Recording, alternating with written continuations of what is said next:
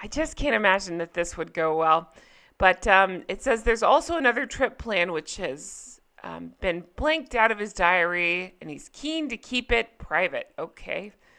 Again, I think this is them putting this stuff out to be like, we have so many options. We're very busy and important people. So Starkville points out, it's the old will they or won't they 2024 Christmas edition. I think so too. I think it's just a way to keep their names out there. It doesn't shock me, these rumors and seeing them going separate to things. I've called that for a long time. I definitely feel like that is on the horizon. But I do wonder sometimes if they don't play into that just to keep themselves in the news and clickbait or whatever, clickbaiting themselves. Then we have Ginger Windsor Soup, great name, that points out NFI. And if you don't know what that means, it means not blinking invited. There's no Spencer invitation. The Earl is sharing Althorpe with his, okay. I'm not going to read all that. But I doubt the Spencer sisters will be turning up to this bundle of laughs and Spencer generational pain self-pity festival. So, yeah, I don't think so either. I think it's the same thing as when they floated. Do you remember like a year ago, they were like, we might just change our last name to Spencer. Okay, well, yeah, I doubt that. I doubt you'll ever drop Sussex. You have nothing. Poor people of Sussex. I really wish they would drop it for you guys. So then people started speculating about when is the divorce coming. Miss Poi puts forth, I don't believe it is coming. They play games for whatever reason. Boring. Okay. I do think it's coming. I don't think either one are good actors, so they can't hide the disdain they seem to feel for each other. You can see it in all these faux royal tours that they're doing. They really can't stand each other.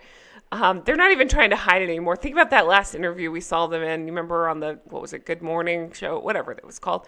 They can't seem to hide it anymore, so I do feel like something's coming, but I don't know if it's yet.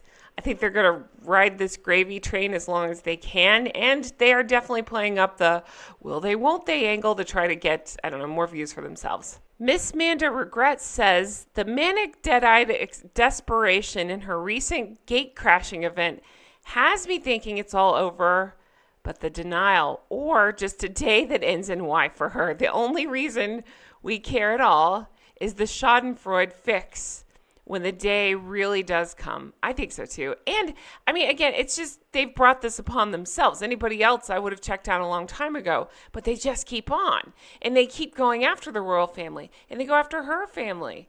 And so, yeah, no, I'm here for it. I'm ready to watch the downfall. I got my popcorn ready and I'm saving you all a bunch of seats next to me. I'm hoping he hasn't commingled his latest inheritance with the marital assets. And she's panicking. You know, I've heard so many things about this. I don't know if I actually believe there's inheritance. Maybe he got a little something, but you know that money's already spent. Come on. And then Spy Forever points out there will be paid stories with this speculation for the next 2 months. Absolutely. Absolutely. And we'll get more of those, oh, it's an olive branch. Oh, they want to reach out to William and Catherine and stuff. It's just all BS, and it's all part of their games that they play. Then we have Big Chart 1856 who says, any theories about Harry's deafening silence? Oh, if only that guy would be silenced. Oh, I'm Harry. I'm going to go talk about mental health and lecture people, even though I clearly could, I'm not qualified to do so.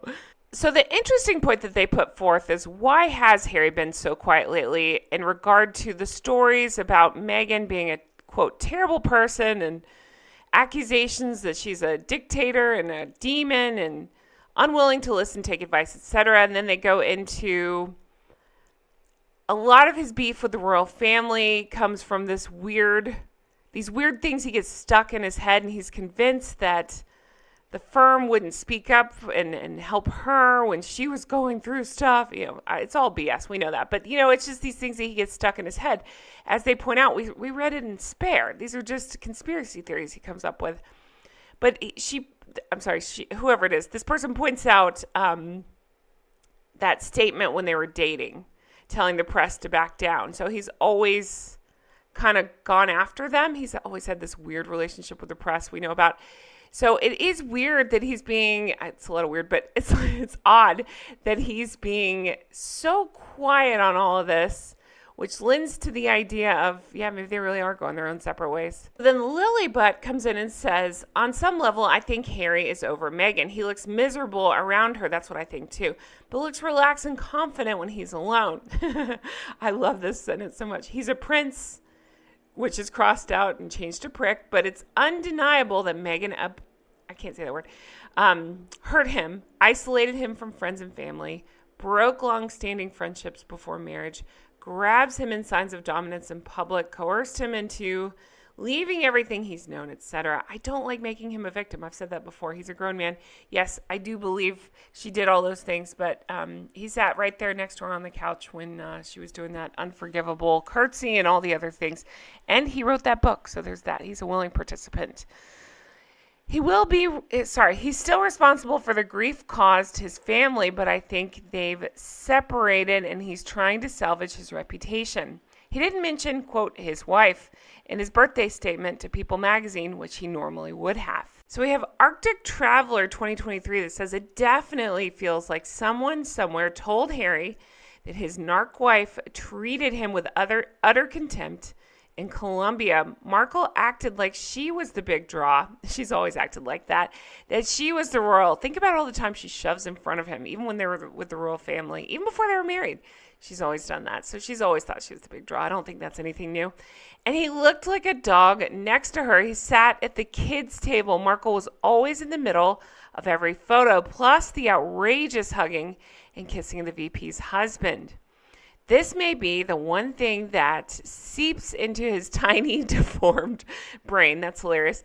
What do you think? I'm actually asking, I'm dying to read your comments on this one. Do you think that that's the case? Do you think he's finally woken up to an extent? Again, he is no victim. I don't like that. I don't like painting him as such. He's a willing participant. In some ways, he's more guilty than she is because it's his family. But I just would love to know your thoughts on this. Do you feel like this person's on the right track? Do you think he's finally realizing what's been going on? Do you think he's finally seeing it in his dim brain? What do you think? All right, this one was shared by Vaughn and Zoo, and it says crazy days and nights blind. So let's take a look at this. It has to do with being denied by Reese Witherspoon.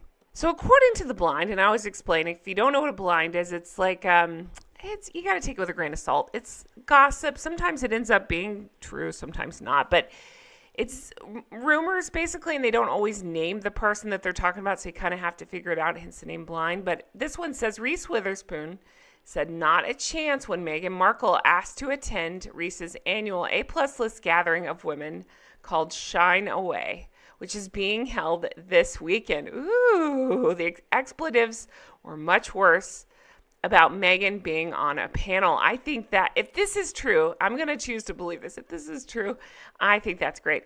Think about, remember, I think, wasn't it Reese that said she turned down the wedding invitation because she didn't know them? Can you imagine how classless do you have to be to invite people to your wedding that you don't actually know just so you can have your name appear next to theirs? It's just so gross.